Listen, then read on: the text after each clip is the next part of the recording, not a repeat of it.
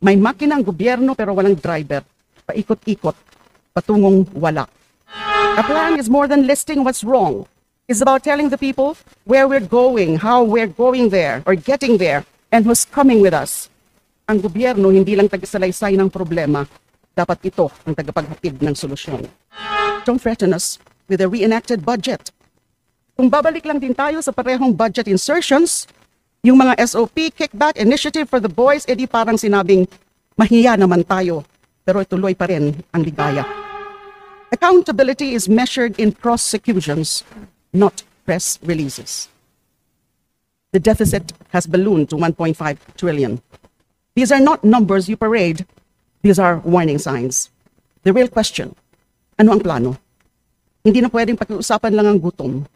Hindi na sapat ang PR campaign kapag ekonomiya na ang bumabagsak. On food security and agriculture, 20 pesos per kilo of rice nationwide. That was the headline, but again, where's the follow-through? We ask, sustainable ba ito? Maabot ba ng mga hindi malapit sa kadiwa? Mas mahalaga, nasaan ang suportang matagal nang hinihingi ng mga magsasaka? On health. The president's health claims sounded impressive until you ask someone who actually went to the hospital. PhilHealth daw covers emergency outpatient care. Pero ang kwento ng mga pasyente, konsumisyon na nga ang sakit, konsumisyon pa ang bill. The agency says reimbursement is possible, but in an emergency, who has time and money for abono? Sa dami ng kwentong ganito, ang tanong, sino ba ang niloloko natin? The president says there's now a doctor in every town. Good.